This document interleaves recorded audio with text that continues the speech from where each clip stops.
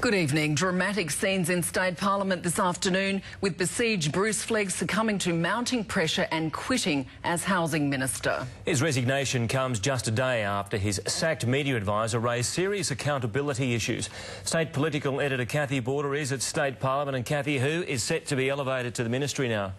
Bill, a couple of names are being touted. Deb Frecklington from Nanango, she's currently an Assistant Minister to the Treasurer, and also Ian Walker from Mansfield. But it may not be a straightforward case of a new face going into the Housing Ministry. There could be a broader reshuffle. The Premier says he'll think about it and discuss it with his Deputy and also the Treasurer, Tim Nicholls. There was no media conference at all from Bruce Flegg today, just the statement to the House.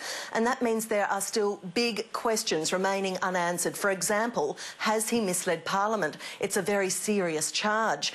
Now, Dr Flegg offered the Premier his resignation 20 minutes before the House sat this afternoon. Yesterday, the Premier was supporting him. Today, it changed in a big way. The Premier says it was clear the Minister had to go. As Parliament began, Bruce Flegg's ministerial career ended. The Housing Minister close to tears. Madam Speaker, I've been very privileged to serve as the Minister for Housing and Public Works. The Premier had stood by his embattled minister, but the furor over his accountability proved too much. You might guess from my demeanour today that I am tendering my resignation to the Premier. The Premier has not asked me or approached me in any way about that. I think Dr Bruce Flegg has this afternoon demonstrated incredible dignity and a great sense of honour. The second minister to go in 8 months of the Newman government. David Gibson resigned the police ministry in weeks over unpaid speeding fines. This morning, opening a cyclone shelter, the Deputy Premier downplayed the Flegg political storm.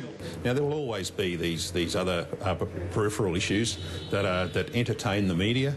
Another minister seeing ministerial accountability differently. It's absolutely important, it's vital. This is a serious issue, it's dominating Queensland politics. The day after Dr Flegg's sacked media advisor spoke out, questions remain over the accuracy of the minister's lobbyist register and how often he practices as a doctor. He needs to clarify whether or not his diary has been doctored.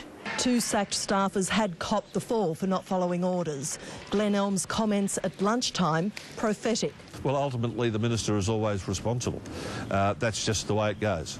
Arts Minister Ros Bates is trying to draw a line in her own lobbyist issues by tabling a new list, including various meetings with Santo Santoro. I have absolutely nothing but extremely good night's sleep. You know, it was just an administrative error that, as far as I'm concerned, is the end of the matter. Minister Ros Bates has now had to correct the parliamentary record 7 times. You know, we're all new ministers. We're all doing our best.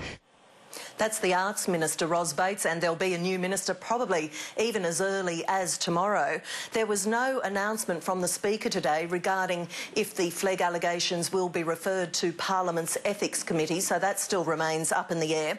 The Premier says that Dr Flegg was tripped up by poor administration, but there are still a lot of outstanding issues. So 8 months down the line for the Newman government, it's been a tumultuous time, and yet another visit coming up to the Governor. All right, thanks. Cathy Border at State Parliament.